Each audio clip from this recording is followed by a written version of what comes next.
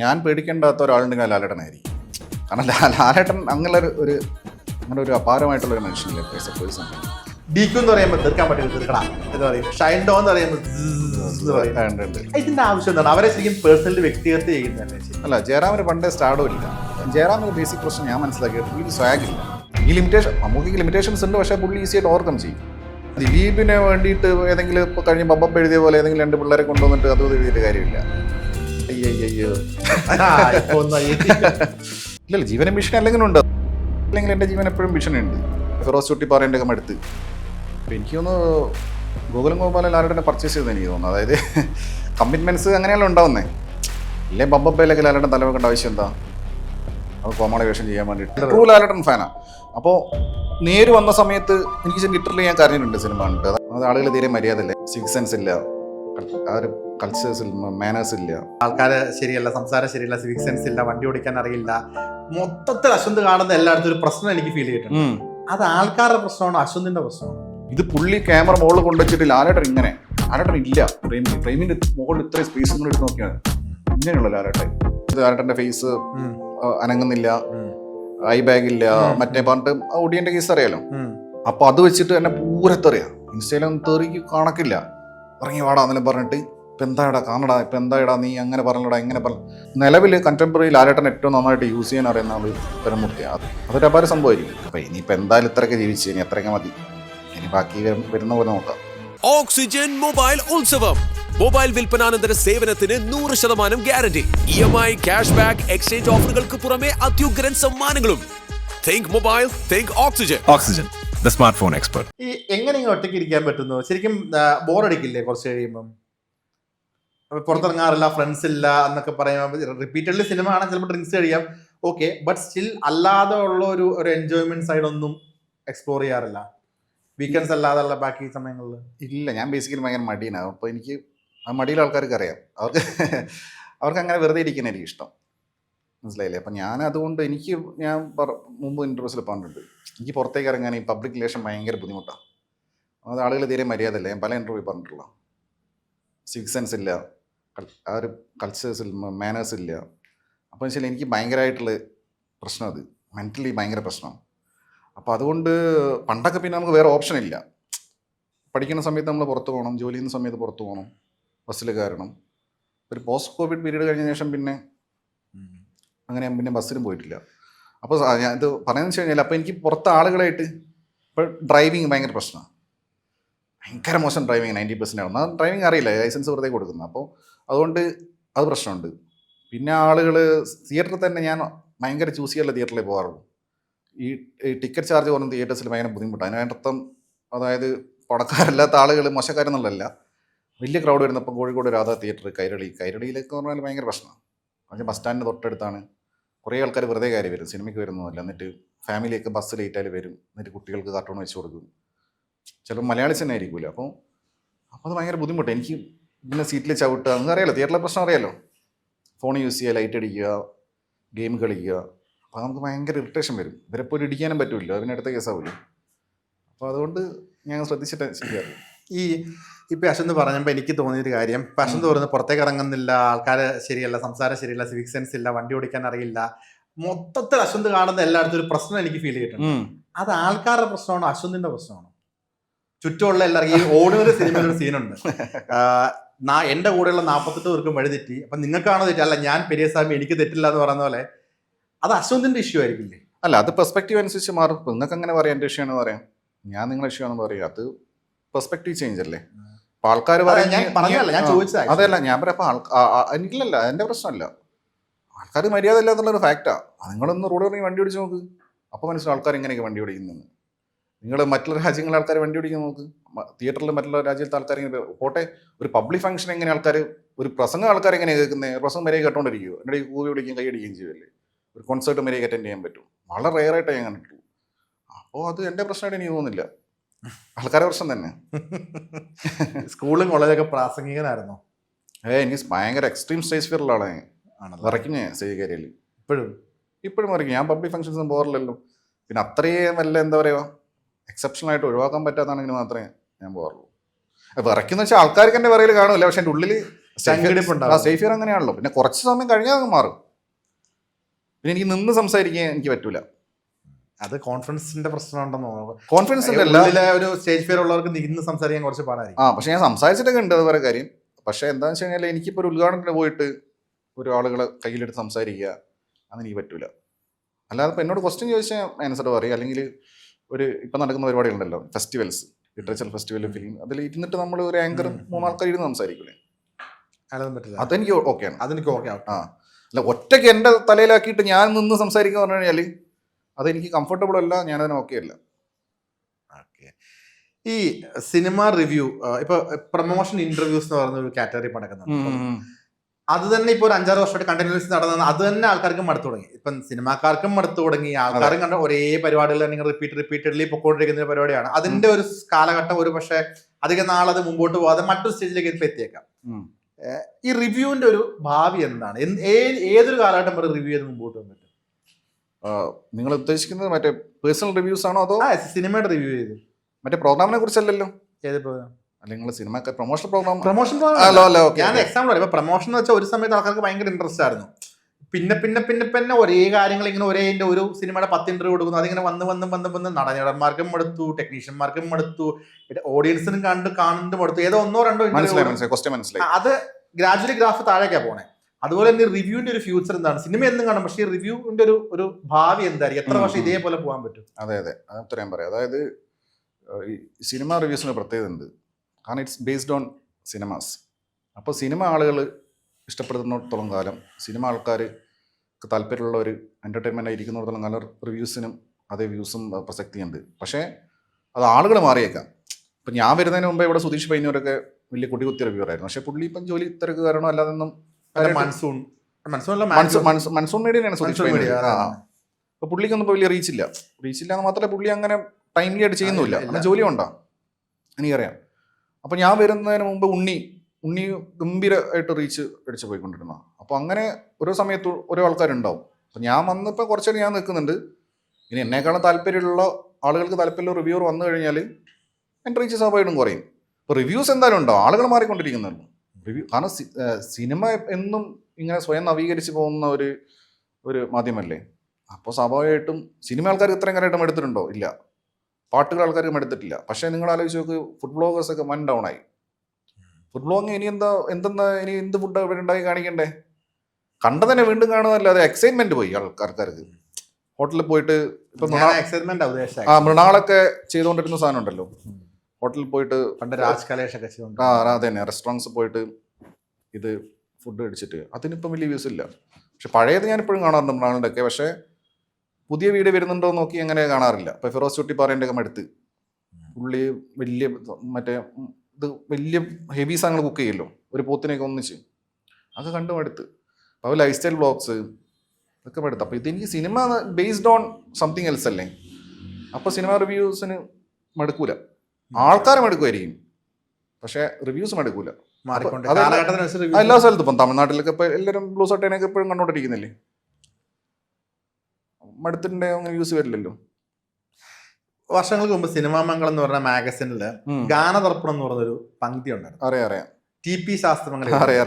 ഞാൻ ആദ്യമായിട്ട് വായിച്ച ഒരു റിവ്യൂ അതാ. അദ്ദേഹം പാട്ടിന്റെ വരികളെ കൊല വിളിച്ചെഴുതും. പക്ഷെ അദ്ദേഹത്തിന്റെ പേര് പോലും പലയിടത്തും പരാമർശിക്കപ്പെടുന്നില്ല. അദ്ദേഹത്തിന്റെ റിവ്യൂവിന് ഇപ്പൊ പഴയ പോലെ പാട്ടിന് ഇന്ന് ആര് റിവ്യൂ ചെയ്യുന്നു? എന്നാലും പാട്ടിപ്പോ ഉണ്ടോ? പാട്ട് ആൾക്കാർ കേൾക്കാറുണ്ട്. അല്ല, വേറെ കക്ഷിയുണ്ട്, പുള്ളിയുടെ പേരെന്തെന്ന് പറഞ്ഞു, പാട്ട് വർത്താനം അല്ല, ഇപ്പം വേറെ കക്ഷിയുണ്ടെന്ന് പാട്ട് വർത്താനം ചെയ്യുന്നത് റിവ്യൂ അല്ല ചെയ്യുന്നത്. അല്ല, പക്ഷെ പുള്ളിയുടെ ഇതിന് വ്യൂസ് ഉണ്ട്. അത് കാലഘട്ടം മാറിയില്ലേ, എഴുത്തല്ലല്ലോ ഇപ്പം. പറയുന്നതിന് വേറെ കുറെ പ്രശ്നങ്ങളുണ്ട്. പറയുന്ന ആളുകൾക്ക് കണ്ടിരിക്കാൻ തോന്നണം വീഡിയോ കാണുമ്പോഴേ. എഴുത്ത് നമുക്ക് എഴുതി കഴിഞ്ഞാൽ ഒരിക്കലും ഒരു പാട്ടിനെ റിവ്യൂ ചെയ്യുക, പോസ്റ്റ്മോർട്ടം ചെയ്യുകയല്ല. ദിവ പാട്ടിന്റെ ബാക്ക്ഗ്രൗണ്ട് അതിന്റെ അതിന്റെ അർത്ഥങ്ങൾ പറയാറുണ്ട്. പുള്ളിയാണ് മറ്റേ ഇതിലെ തെങ്കാശിപ്പട്ടണത്തിൽ അതൊക്കെ ഡീകോഡ് ചെയ്തത്. അതുപോലെ തന്നെ എ റഹ്മാന്റെ യോധയിലൊക്കെ അതെ, പുള്ളി എനിക്കറിയാം. അപ്പൊ പുള്ളിക്ക് വ്യൂസ് ഉണ്ട്. അതായത് കാലം മാറുന്നതനുസരിച്ചിട്ട് അപ്ഡേറ്റ് ആയിട്ടില്ലെങ്കിൽ നടക്കൂല. ഇപ്പൊ TP ശാസ്ത്രമംഗലം ഇപ്പൊ ഇരുന്നിട്ട് പറഞ്ഞു കഴിഞ്ഞാൽ ആരും കാണുന്ന എനിക്ക് തോന്നുന്നില്ല. കാരണം പുള്ളിയുടെ ഒരു സ്റ്റൈൽ അതായിരിക്കുമല്ലോ. പുള്ളിയുടെ പ്രസംഗം ഞാൻ കേട്ടിട്ടുണ്ട്. ആൾക്കാർക്ക് താല്പര്യം ഉണ്ടാവുന്ന രീതിയിലുള്ള പ്രസംഗമായിട്ട് എനിക്ക് താല്പര്യം തോന്നിയിട്ടില്ല. അപ്പൊ സ്വാഭാവികമായിട്ടും സാധ്യതയില്ല. ആൾക്കാർ മാറി വരും, ഈ അതെ, സംഭവം ഇവിടെ തന്നെ ഉണ്ടാവും. അതെ അതെ അതാണ്. അതെ അതെ. ആ സിനിമ റിവ്യൂവിന്റെ കാര്യത്തിലാണ്. ആ. ഇതിനിപ്പോ പുതിയൊരാൾ വന്നിട്ട് ഫുഡ് ബ്ലോഗ് ആയിട്ട് കാര്യമൊന്നുമില്ല. അല്ലെങ്കിൽ ലോകത്ത് ആരും കഴിക്കാത്ത ഭക്ഷണം കാണിക്കേണ്ടി വരും. അത് പോയിന്റാ. ഈ നമ്മളിപ്പോ ഈ അടുത്ത ദിവസങ്ങളിൽ ഏറ്റവും കൂടുതൽ സോഷ്യൽ മീഡിയ കത്തുക എന്ന് പറയുന്ന ഒരു ടൈം ഇപ്പൊ വന്നത് മോഹൻലാൽ ലാലേട്ടൻ മീശ എടുത്തപ്പോഴാണ്. 8-9 വർഷത്തിന് ശേഷമാണ് അതെ അതെ അദ്ദേഹത്തിന്റെ പഴയ ലുക്കിൽ കണ്ടത്. ഒരു റിവ്യൂവർ എന്നുള്ള രീതിയിൽ അടുത്ത ഇപ്പൊ തരുൺ മൂർത്തിയുടെ ഒരു സിനിമ ഇപ്പൊ തുടരും ഇറങ്ങുന്നതിന് മുൻപ് അശ്വന്ത് ഒരു റിവ്യൂവിൽ പറഞ്ഞത് ഭയങ്കര പ്രതീക്ഷയാണ് പറഞ്ഞത് തരുൺ മൂർത്തിയുടെ സിനിമയെ പറ്റി. അതെ അതെ. അതുപോലെ തന്നെ ആ സിനിമ അത് മീറ്റ് ചെയ്യുകയും ചെയ്തു. ഇപ്പം അടുത്ത ഒരു സിനിമ വരുന്നത് ലവ്ലാഞ്ചൻ എന്നാണ് എനിക്ക് തോന്നുന്നു അദ്ദേഹത്തിന്റെ പോസ്റ്റർ. ക്യാരക്ടർ. അപ്പൊ മീശ മാത്രം വെച്ച് താടി വടിച്ച ഒരു ലാലേട്ടനെ കാണാൻ വേണ്ടിയിട്ട് എന്താണ് ആ സിനിമ ലാലേട്ടൻ ഈ ലുക്ക് വെച്ചിട്ട് പ്രതീക്ഷകൾ എന്തായിരിക്കും?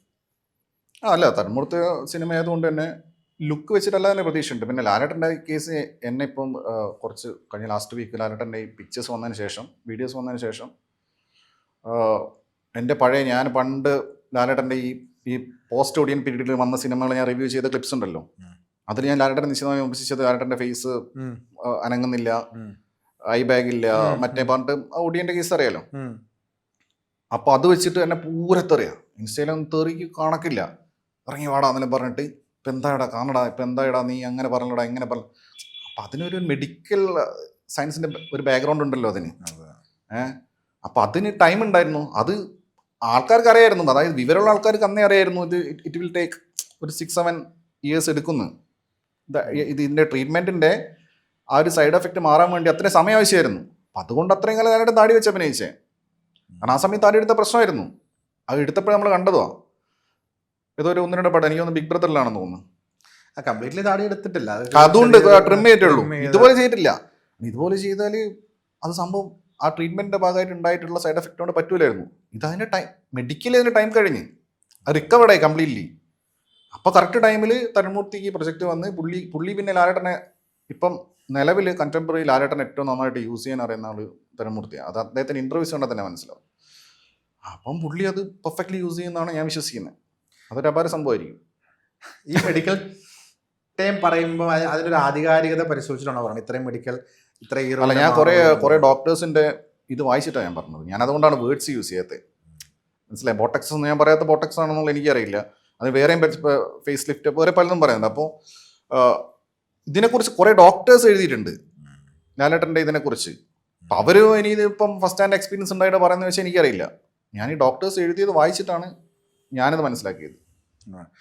ഇപ്പം ഈ മലയാളത്തിൽ ഏറ്റവും കൂടുതൽ ലോകത്ത് അറിയപ്പെടുന്ന ഒരു മലയാളിയാണ് മോഹൻലാൽ. അദ്ദേഹത്തിനെ പോലെ ഒരാളെ നിശിതമായി വിമർശിക്കുക, ലുക്കിനെ വിമർശിക്കുക, അല്ലെങ്കിൽ അഭിനയത്തിനെ വിമർശിക്കുക എന്നൊക്കെ പറഞ്ഞ ഒരു സധൈര്യം വിമർശിക്കുമ്പോൾ ഉള്ളിൽ ശരിക്കും എപ്പോഴെങ്കിലും പേടിയുണ്ടാണ്. ഇത്രയും ഫാൻ ഫോളോയിങ് ഉള്ള, ഇത്രയും മലയാളികൾ ഇഷ്ടപ്പെടുന്ന ഒരു വ്യക്തിയാണ് ഞാൻ വിമർശിക്കുന്നത്. അശ്വന്ത് ഗോക്കിന്റെ ബാല്യത്തിലും അശ്വന്ത് ഗോക്ക് എൻജോയ് ചെയ്ത സിനിമകൾ തന്നവരാണ് ഇവരെല്ലാം. അവരെയാണ് ഞാൻ വിമർശിക്കുന്നത്, ഇങ്ങനെ സംസാരിക്കേണ്ട ആവശ്യമില്ല എന്ന് അങ്ങനെ എപ്പോഴും ഒരു ഉൾഭയം തോന്നിയിട്ടുണ്ടോ? അല്ലെങ്കിൽ അല്ല, ഇപ്പം ഞാൻ പേടിക്കേണ്ടാത്ത ഒരാളുണ്ടെങ്കിൽ ലാലേട്ടനായിരിക്കും. കാരണം ലാലേട്ടൻ അങ്ങനെ ഒരു അപാരമായിട്ടുള്ള ഒരു മനുഷ്യനില്ലേ ആസ് എ പേഴ്സൺ. ലാലേട്ടനല്ല ഉദ്ദേശിച്ചത്, ഫാൻസിനെ. ലാലേട്ടൻ ഒരു വ്യക്തിയാണെന്നുണ്ടെങ്കിൽ അതിന്റെ ബാക്ക്ഗ്രൗണ്ടിൽ ഒരു വലിയ പ്രസ്ഥാനം കിടക്കുന്നുണ്ട്. അല്ല, അത് പ്രസ്ഥാനം കടന്നു കഴിഞ്ഞാലും ഈ ട്രൂ ഫാൻസിന് മനസ്സിലാവും എന്തുകൊണ്ടാണ് ഇത് വിമർശിക്കുന്നതെന്ന്. കാരണം ഇതേ ഞാൻ തന്നെ ലാലേട്ടൻ്റെ എന്തെങ്കിലും ഒരു ചെറിയൊരു പോസിറ്റീവ് കിട്ടിക്കഴിഞ്ഞാൽ ഞാൻ തന്നെ എടുത്ത് കത്തിക്കാറുണ്ട്. കാരണം കാരണം ഞാൻ ട്രൂ ലാലേട്ടൻ ഫാനാണ്. അപ്പോൾ നേര് വന്ന സമയത്ത് എനിക്ക് ലിറ്ററലി ഞാൻ കരഞ്ഞിട്ടുണ്ട് സിനിമ കണ്ടിട്ട്. അതായത് ആ കരഞ്ഞെന്ന് വെച്ചാൽ ലാലേട്ടൻ കരഞ്ഞു മീൻസ് ഞാനങ്ങനെ സങ്കടം വന്ന് കരഞ്ഞല്ല, അത് നമുക്കൊരു ഇമോഷണലായി വരുന്ന സമയത്ത് കരഞ്ഞു പറഞ്ഞാൽ അപ്പാട് പൊട്ടിക്കരഞ്ഞില്ല, അങ്ങനെ കണ്ണ് നിറഞ്ഞു. കാരണം നേരങ്ങനെ ആ സമയത്ത് കിട്ടിയ ഒരു ജമ്മായിരുന്നു ആ സമയത്ത്. അപാര സിനിമയൊന്നുമല്ല, പക്ഷേ ലാലേട്ടൻ്റെ ആ സാധനം കിട്ടിയ ന്യൂആൻസൻസ് കിട്ടിയപ്പോൾ സന്തോഷമായി. അപ്പം അതുകൊണ്ട് അല്ലാതെ ഈ അന്തം ഫാൻസിന് എന്തായാലും ദേഷ്യം കാണുമല്ലോ.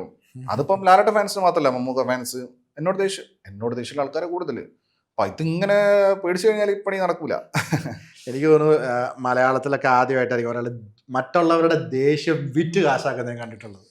അല്ല, ഇത് ഞാൻ ആ ദേഷ്യമാണ് അശ്വന്തിന്റെ റിവ്യൂ കാണാൻ കയറുന്നത് ഇവൻ എന്താ പറഞ്ഞേക്കണേ പറയാൻ വേണ്ടിയിട്ട് ശത്രുക്കളായിരിക്കും മെജോറിറ്റി കാണാൻ ചിലപ്പോൾ കയറുന്നത്. പകുതിക്ക് മുകളിൽ ചിലപ്പോൾ അവരായിരിക്കും ഇവൻ എന്തായിരിക്കും നമ്മുടെ പടത്തിനെ പറ്റി പറഞ്ഞേക്കണേ. അല്ല, അത് മനഃപൂർവ്വം വിറ്റ് കാശാക്കുന്നില്ല, കാശ് വരുന്നതാണ് സംഭവം. ഞാനതൊരു അലങ്കാരികമായിട്ട് മനസ്സിലായി. ഈ അതുപോലെ റിവ്യൂ ചെയ്യുമ്പോൾ ഞാൻ ഒരുപാട് കണ്ടിട്ടുള്ളതാണ്. ഇപ്പം മോഹൻലാൽ എന്നൊരു പേര് പറയുമ്പോഴും എപ്പോഴും പറയും ഇങ്ങനെ മോഹൻലാൽ എന്ന് പറയും. DQ എന്ന് പറയുമ്പോൾ തീർക്കാൻ പറ്റും തീർക്കട എന്ന് പറയും. ഷൈൻ ഡോ എന്ന് പറയുമ്പോൾ എന്ന് പറയും. ഇതിന്റെ ആവശ്യം എന്താണ്? അവരെ ശരിക്കും പേഴ്സണലി വ്യക്തിഗത ചെയ്യുന്നതല്ലേ ശരി? അവർ ഏതെങ്കിലും സിനിമകൾ അങ്ങനെ പറഞ്ഞിട്ടുണ്ടെന്ന് എപ്പോഴും മിമിക്രി കൂടെ നിരോധിക്കേണ്ടി വരും. കാരണം മിമിക്രിക്കാർ എന്താ കാണിക്കുന്നത്? മരിച്ചുപോയ ആൾക്കാരെ കാണിക്കുന്നുണ്ട്. ജയനയും സത്യനും അവരെ കളിയാക്കുന്നില്ലല്ലോ. പിന്നെ കളിയാക്കല്ലാതെ അശ്വന്തൊക്കെ അവരുടെ ഒരു ഏതെങ്കിലും ഒരു സിനിമയിൽ പറഞ്ഞിട്ടുള്ള നെഗറ്റീവ് ഒരു ഡയലോഗ് അല്ലെന്നുണ്ടെങ്കിൽ അവരുടെ കയ്യിൽ ഡയലോഗ് തന്നെയല്ലേ. പാളിപ്പോയ സാധനം എടുത്ത് പറയുന്നതല്ല. പാളിപ്പോയത് നമുക്ക് കുഴപ്പമില്ല, അത് നമുക്ക് പറയാൻ കുഴപ്പമില്ല. കാരണം അത് അവര് പറഞ്ഞിട്ടുള്ള ഡയലോഗ് തന്നെയല്ലേ. അല്ലാതെ പക്ഷെ അത് പ്രയോഗിക്കുന്ന അസ്ഥാനത്തല്ല, അത് ഫ്ലോയിൽ അവരെ കണക്ട് ചെയ്യാൻ വേണ്ടി പറയുന്ന. അതോ ലാലട്ടനെല്ലാം ഇമിറ്റേറ്റ് ചെയ്യുന്നില്ലേ, പ്രശ്നമൊന്നുമില്ല. ഓക്കെ, ഞാൻ എനിക്ക് പേഴ്സണലി തോന്നിയിട്ടുള്ള കാര്യം അല്ലല്ല, അത് അങ്ങനെ തോന്നി കാണും. പക്ഷെ അത് അപ്പൊ ഞാൻ അങ്ങനെ കൂടെ പറയുന്നതുകൊണ്ടാണ് എന്റെ വീഡിയോ കാണാൻ രസം. അതെ, ഞാനിങ്ങനെ ഇരുന്ന് വാർത്ത വായിക്കും പോലെ പറഞ്ഞു കഴിഞ്ഞാൽ ഒരു സുഖമില്ലല്ലോ. മലയാളത്തിലെ മോഹൻലാല്, മമ്മൂട്ടി, സുരേഷ് ഗോപി, ജയറാം, ഈ 4 പേരായിരുന്നു ഒരു സമയത്തുണ്ടായിരുന്നു. പിന്നീട് മോഹൻലാൽ, മമ്മൂട്ടി മാത്രമായി. അത് അവിടേക്ക് ദിലീപിന്റെ എൻട്രി വന്നു. സുരേഷ് ഗോപി താരതമ്യേന അദ്ദേഹത്തിന്റെ സിനിമകൾ കുറഞ്ഞു വരുന്നു.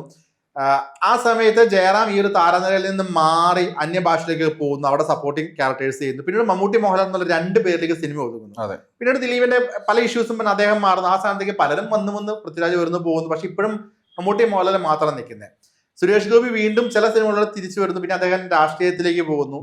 ഈ ജയറാമിന്റെ ഒരു കരിയർ ഒരു റിവ്യൂവർ എന്നുള്ള രീതിയിൽ നോക്കുകയാണെന്നുണ്ടെങ്കിൽ അദ്ദേഹം മറ്റു ഭാഷയിൽ പോയി പല സൈഡ് വേഷം ചെയ്തു. ഇപ്പം കാളിദാസൻ പറഞ്ഞു നല്ല പൈസ കിട്ടും അതുകൊണ്ടാണ് പോണേ, തമാശ രീതിയിലാണ് ജയറാം തിരുത്തി. ഇദ്ദേഹത്തിന്റെ ഒരു കരിയർ, പഴയ ഒരു സ്റ്റാർഡം നഷ്ടമായതിന്റെ ഒരു ബാക്ക്ഗ്രൗണ്ട് എന്തായിരിക്കും തോന്നുന്നത് ഒരു റിവ്യൂവർ എന്നുള്ള നിലയിൽ? അല്ല, ജയറാമിന് പണ്ടേ സ്റ്റാർഡും ഇല്ല. സ്റ്റാർഡം എണ്ണുന്ന ഒരാളാണ് ജയറാമിന്റെ ബേസിക് പ്രശ്നം. ഞാൻ മനസ്സിലാക്കിയത് പുള്ളിക്ക് സ്വാഗ് ഇല്ല.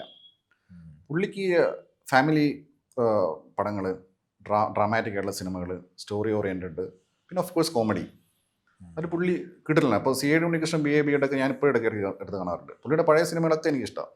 മറ്റേ പുള്ളി പളനിയിലെ മറ്റേ ഉച്ചയ്ക്ക് അതിന് പുള്ളി ഫിറ്റായിരുന്നു.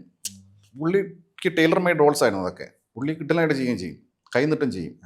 പിന്നെ ദിലീപിന് എൻട്രി വന്നതോടെ ദിലീപിന് ജയറാമില്ലാത്തൊരു സംഭവമുണ്ട്, സ്വാഗ്. ജയറാമിന്റെ പഴയ സിനിമകൾ ഇപ്പോൾ എടുത്ത് നോക്കിയാൽ മതി, പുള്ളി സ്വാഗ് കാണിക്കുന്ന സമയത്ത് അങ്ങ് സുഖമില്ല. സ്ക്രീൻഷോട്ട് അടിച്ചാൽ പണി പാടും. പുള്ളി ഏറെ പിടിക്കുന്നതും ആറ്റിറ്റ്യൂഡ് എന്നൊക്കെ നമുക്ക് കാണാൻ പറ്റും. പാപ്പ ആ ലെവലിലായി പോകും. ദിലീപിന് അതല്ല. ദിലീപ് റൺവേ ചെയ്ത് കഴിഞ്ഞാൽ ഈവൻ ദിലീപിന്റെ കോമഡി സിനിമയായിട്ടുള്ള CID മൂസയെ പോലും ദിലീപിന് സ്വാഗ് ഉണ്ട്. അപ്പം ജയറാമിന്റെ എല്ലാ ക്വാളിറ്റീസും ഉള്ള ഒരു നടൻ പ്ലസ് സ്വാഗ് വന്നപ്പോൾ ദിലീപ് ഓഫ് കോഴ്സ് സ്റ്റാറായി. ഈ സ്റ്റാർ ഓറ ഇല്ലാത്ത ആൾക്കാരെ സ്റ്റാറാകാൻ പറ്റില്ല. അപ്പോൾ അവിടെ ജയറാമിന്റെ ഗ്യാപ്പിലേക്ക് ദിലീപ് കയറി വന്ന് ദിലീപിനെ കൊണ്ടുവന്നതിന് ജയറാമും ദിലീപ് തന്നെ പറയുന്നു. അപ്പം സ്വാഭാവികമായിട്ട് നമ്മളൊരു ക്യാരക്ടർ എഴുതി നമ്മൾ കാസ്റ്റ് ചെയ്യുന്ന സമയത്ത് ജയറാം ഓർ ദിലീപ് എന്ന ഓപ്ഷൻ വന്നാൽ സ്വാഭാവികമായിട്ടും ദിലീപിനത് പോവാം. ഇപ്പം റൺവേ ഇപ്പം മമ്മൂക്ക് വെച്ചപ്പെടാന്ന് ആദ്യം പറയുന്നത്. അടുത്ത ദിലീപിനും അതൊരിക്കലും ജയറാമിന് പോവില്ല.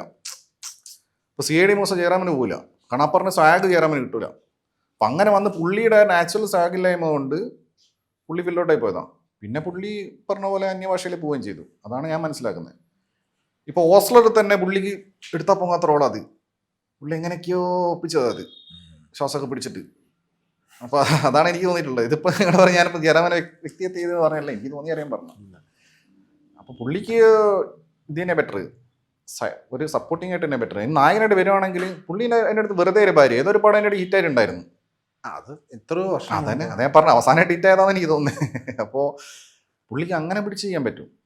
ഡ്രാമ കോമഡി സൂപ്പർ ഹിറ്റ് ആയിരുന്നു. അതാണ് ഡ്രാമ, അതിൽ നമുക്ക് ഉണ്ടല്ലോ ഡ്രാമ, കോമഡി, ഇമോഷണൽ സീൻസ് ഒക്കെ ഗംഭീരമായിട്ട് ചെയ്യുമ്പോൾ മൂപ്പർ. മറ്റേ ഈ സിനിമയില്ലേ ബാബുവിന് വില്ലനായിട്ടുള്ള, എനിക്ക് ഭയങ്കര മെമ്മറി ലോസ് ഉണ്ട്, അവിടെ ഈ പേര് കിട്ടാത്ത ഒരച്ചായന ഉത്തമനിലൊക്കെ അതിൽ മീമൊക്കെ കണ്ടില്ലേ.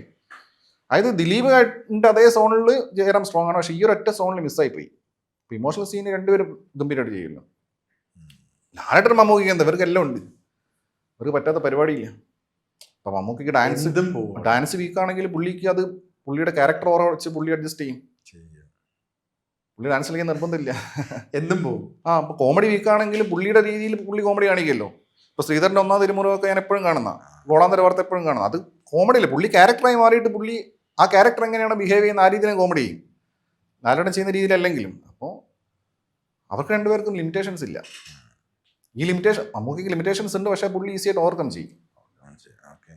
ഇപ്പം ഈ നമ്മൾ പറഞ്ഞപ്പോൾ ദിലീപേട്ടൻ്റെ ഒരു കാര്യം പറഞ്ഞു. ദിലീപേട്ടൻ്റെ കേസിൻ്റെ വിധി കാര്യങ്ങളൊക്കെ നമ്മൾ കണ്ടു കഴിഞ്ഞാണ്. അപ്പം ഇപ്പോഴും കോടതി വിധിച്ചിട്ടും പുള്ളിയെ കുറ്റവാളി എന്ന് തന്നെ തീരുമാനിച്ച ഒരു മെജോറിറ്റി വിഭാഗം ഓഡിയൻസ് ഉണ്ട്. പുള്ളിയുടെ സിനിമ കാണില്ല, കൊമന്റ്സ് ഉണ്ടാവും അറിയാം. പുള്ളി ഇപ്പോഴും കുറ്റവാളി എന്ന് കരുതുന്ന ഒരു വിഭാഗം ഓഡിയൻസ് ഉണ്ട്. ഈ ദിലീപേട്ടന് പഴയ ഒരു കണ്ടിന്യൂസ്ലി അദ്ദേഹത്തിന്റെ സിനിമകൾ ഫ്ലോപ്പ് ആവുന്നു. ഫ്ലോപ്പ് ഇൻ ദ സെൻസ് ചില സിനിമകൾ വർക്ക് ആവുന്നില്ല. ഇപ്പൊ പപ്പൊന്നും ഫ്ലോപ്പ് എന്നല്ല പറഞ്ഞത്, ബട്ട് സ്റ്റിൽ വർക്ക് ആവാതെ പോകുന്ന സിനിമകളാണ് തുടർച്ചയായിട്ട് അദ്ദേഹം സെലക്ഷനിൽ പറ്റുന്ന പാളിച്ചായിരിക്കാം. അദ്ദേഹം ഒരു പഴയ രീതിയിലേക്ക് തിരിച്ചു വരുമെന്നോ അല്ലെങ്കിൽ ആളുകൾ പഴയ രീതിയിൽ സ്വീകരിക്കുമെന്ന് തോന്നുന്നുണ്ടോ? ഇനി അദ്ദേഹത്തിന്റെ ഭാവി പഴയ പോലെ ആവാൻ തോന്നുന്നുണ്ടോ? അങ്ങനെ ആരെങ്കിലും ആയിട്ട് കൊളാബ് ചെയ്യണം. അങ്ങനത്തെ ക്രിയേറ്റേഴ്സ് ഇപ്പം തരുൺമൂർത്തി ദിലീപായിട്ട് കൊളാബ് ചെയ്യുമെന്ന് എനിക്കറിയില്ല. കമൽനീര് ദിലീപായിട്ട് കൊളാബ് ചെയ്യുമോ അല്ലെങ്കിൽ ദിലീഷ് പോത്തൻ കൊളാബ് ചെയ്യുമോ? നമുക്ക് എഴുതി ഒപ്പിടാൻ പറ്റുന്ന ഡയറക്ടേഴ്സ് അല്ലേ ഇവര്. അപ്പം കൊളാബ് വരണം. അല്ലാതെ ദിലീപിന് വേണ്ടിയിട്ട് ഏതെങ്കിലും ഇപ്പോൾ കഴിഞ്ഞ ബബ്ബ എഴുതിയ പോലെ ഏതെങ്കിലും 2 പിള്ളേരെ കൊണ്ടുവന്നിട്ട് അത് എഴുതിയിട്ട് കാര്യമില്ല. അത് അത്ര ഇപ്പം സത്യനന്ദിക്കാടിൻ്റെ മകൻ പുള്ളി ഇപ്പം ദിലീപിനെ വെച്ച് പടം ചെയ്യുമോ എനിക്കറിയില്ല. അപ്പം അങ്ങനെയുള്ള നമുക്ക് അത്രയും വിശ്വാസമുള്ള ഒരു ഡയറക്ടർ പടം വരണം. അല്ലാണ്ട് ദിലീപേട്ടൻ്റെ പടം എന്ന് പറഞ്ഞിട്ട് ആൾക്കാർ പോകുന്ന ഒരു സിറ്റുവേഷനിൽ എപ്പോൾ ഉള്ളത്. ഡയറക്ടർ പടം വരണം. ഇതിൽ തന്നെ ലാലേട്ടനെ കൊണ്ടുവന്നുകൊണ്ട് ബബ്ബാണ് ആൾക്കാർ പോയത്. ഫസ്റ്റ് ദിവസം ഇത്രയും ആൾക്കാർ പോയത്. അതെ, ദിലീപേട്ടൻ്റെ സ്റ്റാൻഡ് ലോൺ സിനിമയായിരുന്നെങ്കിൽ അത്ര ഹൈപ്പ് അതിന് കിട്ടൂല. അപ്പം അങ്ങനെയുള്ള കൊളാബ് വരണം. പക്ഷെ അത്തരം ആളുകൾ ദിലീപേട്ടൻ കുറ്റക്കാരനല്ലാന്ന് വിധിച്ചിട്ടും കൊളാബ് അത് പണ്ട് ചെയ്ത ആൾക്കാരാണ്. ഇവരൊക്കെ ദിലീപേട്ടൻ വെച്ച് പടം ചെയ്ത ആൾക്കാരാണല്ലോ. എടുക്കാൻ വില്ലിങ് ആവുന്നില്ല. അതെന്തുകൊണ്ടാവാത്തതെന്നുള്ള ഒരു സോഷ്യോ പൊളിറ്റിക്കൽ സിനാരിയോ ഉണ്ടായിരിക്കാം. പുള്ളിക്ക് അഭിനയിക്കാൻ അറിയത്തുണ്ടല്ലോ. ഇനിയിപ്പോൾ പണ്ടത്തെ ഫീൽഡ് ഔട്ടായ ഡയറക്ടേഴ്സ് ഇനിയിപ്പോൾ ചെയ്തിട്ടും കാര്യമില്ല. ഞാൻ പറഞ്ഞു ഈ പറഞ്ഞ ഡയറക്ടർ സെറ്റ് ഓഫ് ഡയറക്ടേഴ്സ് ഇപ്പൊ അൻവർ റഷീദ് ഇപ്പം ദിലീപേട്ടൻ വെച്ച് പടം തയ്യാറാവും. അവരെല്ലാവരും അവരുടെ ഒരു ക്ലോസ് സർക്കിളിൽ വെച്ചിട്ടാണ് കൂടുതലും കഥകൾ ആലോചിക്കുകയും.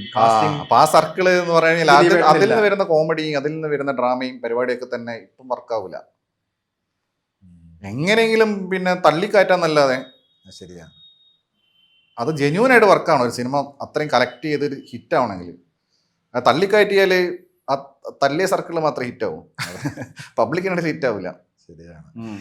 ഇപ്പൊ ബബ്ബയുടെ റിവ്യൂ ഞാൻ കണ്ടായിരുന്നു. ഈ പഴത്തൊലി തന്നെ വീഴുന്നതൊക്കെ മനഃപൂർവ്വം നമ്മൾ കാണിച്ചേക്കുവാണ്, ഞാനതൊക്കെ വിട്ടു എന്ന് പറയുന്നത്. അതില് ഏറ്റവും കൂടുതൽ വിമർശനം കേട്ടത് ലാലേട്ടന്റെ ഒരു ഗസ്റ്റ് റോളിനെ നിശിതമായിട്ട് എല്ലാരും വിമർശിക്കുന്നുണ്ടായിരുന്നു. അദ്ദേഹത്തിന്റെ അശ്വന്താണെന്നുണ്ടെങ്കിലും ഗോകുലത്തിന്റെ ഇപ്പം ഈ സിനിമയിൽ ലാലേട്ടൻ ഗസ്റ്റ് റോളാണ്, കത്തനാരിൽ ലാലേട്ടൻ ഗസ്റ്റ് റോളാണ്, ഗോകുലത്തിന്റെ അടുത്ത സിനിമയിലും ലാലേട്ടനാണ് നായകൻ. ഇപ്പൊ മമ്മൂക്ക ഇപ്പൊ ചത്താപ്പച്ചൽ ഗസ്റ്റ് റോൾ വരുന്നത്. പക്ഷെ അതിനും ഒരുപാട് നെഗറ്റീവ് ആളുകളുടെ അഭിപ്രായം പറയുന്നുണ്ട്. ചത്താപ്പച്ചൽ മമ്മൂക്ക വന്നത് ചിലപ്പോൾ സ്ലാങ് വൈസ് ആൾക്കാർ കണക്ട് ആയില്ലെന്നൊക്കെ പറയുന്നുണ്ട്. ഈ ഗസ്റ്റ് റോളുകൾ ഇങ്ങനെ ചെയ്യുന്നതില് കമ്മിറ്റ്മെന്റ്സ് കൊണ്ട് ചെയ്യുന്നതായിരിക്കും ഇവര്, അതെയോ ഇവർക്ക് ഇനി എന്ത് നോക്കാൻ കമ്മിറ്റ്മെന്റ്സാ?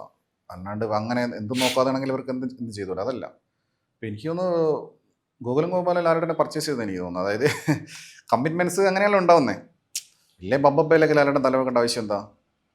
അത് കോമഡി വേഷം ചെയ്യാൻ വേണ്ടിയിട്ട്. അപ്പോൾ ഇത് സംഭവം എന്താ വെച്ച് കഴിഞ്ഞാൽ കമ്മിറ്റ്മെന്റ്സ് ഉണ്ടാവും. ചിലപ്പം മുൻപേ വേറെ പറഞ്ഞ ഡേറ്റ്സ് ഉണ്ടാവുമായിരിക്കും. അല്ലെങ്കിൽ എമ്പുരാന് ഇദ്ദേഹമാണല്ലോ ബാക്കപ്പ് ചെയ്ത്.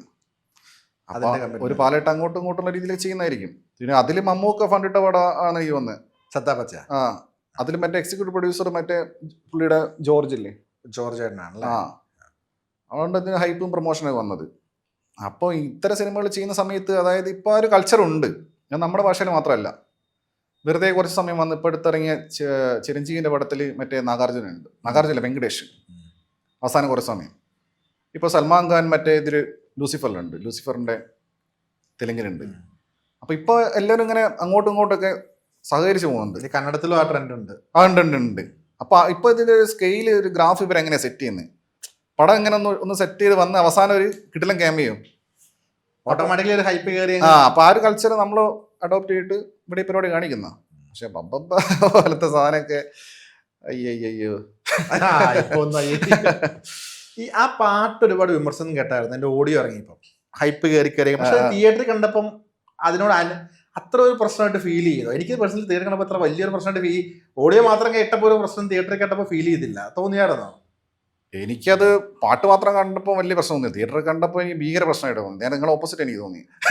ആ, കാരണം എനിക്ക് ക്യാരക്ടർ കണ്ടവിടെ മടുത്തുപോയി, ജീവിതം വെറുത്തുപോയി. പിന്നെ ആ ക്യാരക്ടർ പിന്നെ ഈ ഡാൻസ് കൂടി കളിച്ചപ്പോൾ അത് എന്ത് കോസ്റ്റ്യൂംസ്, ലാലേട്ടൻ്റെ കോസ്റ്റ്യൂംസ് ഭയങ്കര മോശം, ബിഗ് മോശം, എല്ലാം മോശം. അതിൽ ഫ്രെയിം വെച്ചാൽ മോശം. അതിൽ രാവണപ്രഭുവിലെ സീൻ റീക്രിയേറ്റ് ചെയ്യാൻ നോക്കി, ഇങ്ങനെ മറ്റേ കൈ പിടിച്ചിട്ട് ഇങ്ങനെ ആക്കുന്നേ. പറയണ്ടല്ലോ, ഒറ്റ എക്സാമ്പിൾ പറയാം. രാവണപ്രഭുവിൽ രഞ്ജിത്ത് ക്യാമറ വെച്ചേക്കുന്ന ലോ ആംഗിളിലാണ്. അപ്പോൾ ലാലേട്ടൻ്റെ ആ ഒരു സാധനം നമുക്ക് വരുന്നുണ്ട്. ഇത് പുള്ളി ക്യാമറ മുകളിൽ കൊണ്ടുവച്ചിട്ട് ലാലേട്ടൻ ഇല്ല ഫ്രെയിമിൻ്റെ മുകളിൽ ഇത്രയും സ്പേസ് നിങ്ങൾ എടുത്ത് നോക്കിയാണ് ഇങ്ങനെയുള്ള ലാലേട്ടൻ. അപ്പോൾ അത് ഡയറക്ടർക്ക് പ്രശ്നമല്ല, ലാലേട്ടന് മാത്രം പ്രശ്നമില്ല, മേക്കിംഗ് പരിപാടിയൊക്കെ പാളിയിട്ടുണ്ട്. പിന്നെ റീക്രിയേറ്റ് ചെയ്ത് നോക്കുന്നൊക്കെ അത്രയും സെറ്റായിട്ട് ചെയ്യില്ലെങ്കിൽ ജസ്റ്റ് ഓപ്പോസിറ്റ് എഫക്റ്റ് ഉണ്ടാവും. ഈ മോഹൻലാൽ അല്ല ലാലേട്ടൻ, മമ്മൂക്ക ഇവരെ ഈ 1-to-1 പോലെ അശ്വന്തിനെ ഒരു ഇന്റർവ്യൂ ചെയ്യാൻ കിട്ടുമെന്ന് വെച്ചു ഒരു സിറ്റുവേഷനിൽ എന്തായിരിക്കും ലാസ്റ്റ് പറയുന്നത്? കൺക്ലൂഷനിൽ എന്തായിരിക്കും പറയാൻ ഉദ്ദേശിക്കുന്നത്? അവരോ അല്ല അശ്വന്ത് അവരോട് ഒരു കാര്യം. ഇപ്പം നോർമലി ഇതുപോലെ കുറെ ക്വസ്റ്റ്യൻ ചോദിക്കും. ഇത്രയും റിവ്യൂ ചെയ്ത് അവർ ഇത്രയും നിശ്ചിതമായി വിമർശിച്ചതും സപ്പോർട്ട് ചെയ്യേണ്ട ഒരു റിവ്യൂവർ എന്ന നിലയിൽ അവരോട് ഒരു അശ്വന്തിന്റെ എന്തെങ്കിലും ഒരു സ്റ്റേറ്റ്മെന്റ് പറയാനുണ്ടെങ്കിൽ എന്തായിരിക്കും പറഞ്ഞ് അവസാനിപ്പിക്കുന്നുണ്ടാവും? നത്തിങ് പേഴ്സണൽ, എല്ലാം സിനിമയെ ബേസ് ചെയ്തിട്ട് മാത്രമേ ഞാൻ പറഞ്ഞുള്ളതാണ്. അല്ലാതെ രണ്ടാളുടെ ഹ്യൂജ് ഫാനാണെന്നുള്ളത് ഞാൻ പറയും. അങ്ങനെ പറയാം. അതെ അതെ, ഓക്കെ. അല്ല ഞാൻ ചോദിച്ചതാ. ഈ റിവ്യൂ എന്ന് പറയുമ്പോൾ റിവ്യൂ ബോംബിംഗ് എന്ന് പറഞ്ഞ വാക്കൊക്കെ ഉണ്ട് ഇപ്പം. അപ്പൊ അതിനെതിരെ ഒരു കേസൊക്കെ പല കേസുകളും അശ്വന്തിനെതിരെ വന്നിട്ടുണ്ടെന്ന് പറഞ്ഞാൽ കേസിന്റെ ഇപ്പോഴത്തെ അവസ്ഥ എന്താ? കേസ് അവിടെ ഉണ്ട്, അത് പിന്നെ അതിന്റെ പ്രോഗ്രഷൻ അറിയില്ല. പിന്നെ വിളിയോ അല്ലെങ്കിൽ നോട്ടീസോ ഒന്നും വന്നിട്ടൊന്നുമില്ല. ഒരു ഹിയറിങ്ങിനെ പോയിട്ടുണ്ടായിരുന്നു റിവ്യൂ ബോംബിങ്ങിൻ്റെ, അത് ഒരു ഇൻ്ററോഗേഷൻ, അത് കഴിഞ്ഞ്. ഈ റിവ്യൂ ബോംബിംഗ് എന്ന് പറഞ്ഞ ഒരു കാര്യത്തിന് കേസിന് വിളിക്കുമ്പോൾ എന്താ ആക്ച്വലി അവർ പറയണ? അല്ലല്ല, അത് ആക്ച്വലി അത് മീഡിയ ക്രിയേറ്റ് ചെയ്തൊരു സാധനമാണ് റിവ്യൂ ബോംബിംഗ് എന്നുള്ളത്. അത് കോടതി പറഞ്ഞിട്ടുള്ള സംഭവം ആക്ച്വലി എന്താണെന്ന് വെച്ച് കഴിഞ്ഞാൽ, പണം വാങ്ങി റിവ്യൂ ചെയ്യരുത്, പണം വാങ്ങി ബ്ലാക്ക് മെയിൽ ചെയ്യരുത് എന്നുള്ളതാണ് കോടതി. അങ്ങനെ അതാണ് സ്റ്റേറ്റ്മെൻറ്റ്. ബ്ലാക്ക് മെയിൽ ചെയ്യരുത്. അതായത് നിങ്ങൾ ഇത്ര 5 ലക്ഷം രൂപ തന്നില്ലെങ്കിൽ ഞാൻ നിങ്ങളെ പടത്തെ നെഗറ്റീവ് പറയും. അങ്ങനെയാണ് കേസ് പോയിരുന്നത്. അങ്ങനെയാണ് കോടതിയിൽ. പിന്നെ കോടതി ഇതിൽ പറഞ്ഞിട്ടുള്ള ബോംബിംഗ് എന്ന് പറഞ്ഞാൽ അതാണ് കോടതി ഉദ്ദേശിച്ചിരിക്കുന്നത്. മീഡിയ അത് എല്ലാ റിവ്യൂ ബോംബിംഗ് ആയിട്ട് അങ്ങ് എസ്റ്റാബ്ലിഷ് ചെയ്ത്. ഞാനിത് നേരിട്ട് പോയിട്ടുള്ള ആളല്ലേ, അദ്ദേഹം പറയുന്നത്. റിവ്യൂ ചെയ്യരുതെന്ന് കോടതി എങ്ങനെ പറയാ? റിവ്യൂ ചെയ്യരുതെന്ന് പറയാൻ പറ്റില്ലല്ലോ, അത് നമ്മളെ മൗലിക അവകാശമല്ലേ. അപ്പോൾ അതിലല്ല കോടതി റിവ്യൂ ചെയ്യാനല്ല കോടതി ബോംബിംഗ് ഉദ്ദേശിച്ചത്.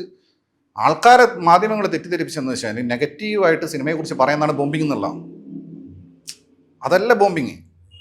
ബ്ലാക്ക് മെയിൽ ചെയ്ത് പൈസ ആവശ്യപ്പെടുക, എന്നിട്ട് ചെയ്യാം. കേസാണോ വന്നേക്കുന്നത്? ആ, ഈ പടം ഇനി വരുമ്പോൾ റിവ്യൂ ചെയ്യും അറിയില്ല. പടം എനിക്ക് കാണാൻ ഇപ്പം വലിയ സ്റ്റാറിനെ വെച്ച് ചെയ്ത് എന്തായാലും ചെയ്യും. ഇപ്പം ഇങ്ങനെ വീണ്ടും ഡിലീറ്റ് ചെയ്യും? ഇല്ലില്ല, ദാറ്റ്സ് ഓൾ ഓവർ. അതില്ല, ജീവന ഭീഷണി വന്നാലും ഇനി പിന്നോട്ട് പോകില്ല. ഇല്ലല്ല, ജീവന ഭീഷണി അല്ലെങ്കിലും ഉണ്ട്. അല്ലെങ്കിൽ എൻ്റെ ജീവൻ എപ്പോഴും ഭീഷണി ഉണ്ട്. ആരിൽ നിന്ന്? അതാരും ആവാം. അതെനിക്ക് ഇൻസൈഡ് റിപ്പോർട്ട് എനിക്ക് അറിയാം. അല്ല, സിനിമ റിവ്യൂ ചെയ്തുകൊണ്ട് മാത്രം വന്ന ശത്രുക്കള്? അതെ അതെ അതെ, അല്ലാതെ ഞാൻ എന്താ പറഞ്ഞു ചെയ്തേ? അല്ല, ഇനി ശത്രു ഒരു സിനിമ റിവ്യൂ ചെയ്തു, അശ്വന്ത് റിവ്യൂ ചെയ്യുന്നതുകൊണ്ട് മാത്രം ഒരു സിനിമ ഫ്ലോപ്പ് ആവുമോ? അല്ല, അവർക്ക് പേഴ്സണൽ റിലേഷൻ ഉണ്ടാവുമല്ലോ. അപ്പോൾ ഞാൻ ചിലപ്പോൾ പറയുന്ന രീതി കൊണ്ടായിരിക്കാം. മനസ്സിലായോ? ചെറിയ ആൾക്കാർ അവർക്ക് തോന്നുമായിരിക്കും ഞാൻ കാരണമാണ് അവരുടെ കരിയർ മോശമായതെന്നോ നശിച്ചതെന്നോ ഒരാൾക്ക് തോന്നി വ്യക്തിപരമായി മെൻഷൻസ് ഉണ്ടാവുമല്ലോ. കാരണം ഇത് ഒരു മനുഷ്യനെ 100 മനുഷ്യന്മാരിലല്ലോ ഞാൻ ഡീൽ ചെയ്യുന്നത്. ഒരു സിനിമ എന്ന് പറയുമ്പോൾ തന്നെ അതിൽ 10-300 ആൾക്കാരായി. അങ്ങനത്തെ 100 കണക്കിന് സിനിമയുടെ റിവ്യൂ ചെയ്തിട്ടുണ്ട്. അതിലെങ്കിൽ ഏതെങ്കിലും ഒരുത്തിന് തോന്നിയാൽ പോരെ? അല്ലെങ്കിൽ ഒരു കോക്കസ് ഉണ്ടാക്കിയാൽ പോരെ? ഇവരത്രയും പവർഫുൾ ആയിട്ടുള്ള ആൾക്കാരല്ലേ. മനസ്സിലായോ? അപ്പോൾ അവർക്ക് പൈസയുണ്ട്, പവറുണ്ട്, ഇതൊക്കെ ഉള്ളിലുണ്ട്. ഉണ്ട്. പക്ഷെ അത് കഴിച്ച് പേടിച്ചിട്ട് ജീവിക്കുന്നല്ലേ കേട്ടോ. അങ്ങനെ വെച്ചാൽ എനിക്ക് ജീവിക്കാൻ പറ്റില്ലല്ലോ, എനിക്ക് നിർത്തുന്നില്ല. എനിക്ക് ഓൾറെഡി വേറെ ജോലിയുണ്ട്. ഇപ്പം ലീവാണ്. ലീവ് എനിക്ക് വലിയ കുഴപ്പമില്ലാത്ത ജോലിയുണ്ട്. അപ്പോൾ പിന്നെന്ന് വെച്ചാൽ നമ്മളൊരു ലൈഫല്ലേ ഉള്ളൂ. പിന്നെ 40-40 വയസ്സായി. ഇനിയിപ്പം വെറുതെ അങ്ങനെ പേടിച്ച് ജീവിക്കേണ്ട. എത്ര വയസ്സ്? 40 വയസ്സായിട്ടില്ല, 40 ആവും വൈകാതെ. നമ്മളൊക്കെ ഒരേ പ്രായമായിരിക്കും. 40s കിടക്കും ഇപ്പോൾ അധികം വൈകാതെ. അപ്പം ഇനിയിപ്പോൾ എന്തായാലും ഇത്രയൊക്കെ ജീവിച്ചു, ഇനി എത്രയൊക്കെ മതി. ഇനി ബാക്കി വരുന്ന പോലെ നോക്കാം. ആ ഒരു ആറ്റിറ്റ്യൂഡാണ്. ഈ എപ്പോഴെങ്കിലും വീട്ടിൽ നിന്ന് പറഞ്ഞിട്ടുണ്ടോ എന്തിനാണ് ഇങ്ങനെ ചെയ്യണം, നല്ല ജോലിയില്ലേ? അല്ല വീട്ടുകാർക്ക് ഞാൻ ജോലി ഒരു മനസ്സമാധാനം വേണ്ട, അല്ല കിടന്നുറങ്ങുമ്പം. അവർക്ക് വീട്ടുകാർക്ക് ഞാൻ ജോലിക്ക് പോകുന്ന താല്പര്യം, അതായത് ഉള്ള ജോലിക്ക് പോകുന്ന താല്പര്യം. പക്ഷെ എനിക്കത് പോകുന്ന വലിയ താല്പര്യമില്ല. അപ്പം എനിക്ക് എൻ്റെ താല്പര്യമില്ല വലുത്, വീട്ടുകാരുടെ താല്പര്യമില്ലല്ലോ. ഓക്കെ. ഈ പിന്നെ സിനിമയെ പറ്റി നമ്മൾ കണക്ട് ചെയ്ത് സംസാരിക്കുമ്പോൾ ഏറ്റവും കൂടുതൽ പറയേണ്ട ഒരു ഏറ്റവും കൂടുതൽ പറയണല്ല, അശ്വൻ തന്നെ പല റിവ്യൂ പറഞ്ഞിട്ടാണ് ഈ വനിത യൂണിവേഴ്സ് എന്ന് പറയുന്ന ഒരു പേരും അവിടെ വരുന്ന ഒരുപാട് പ്രത്യേക കഥാപാത്രങ്ങളുണ്ട്. കോമാളികൾ.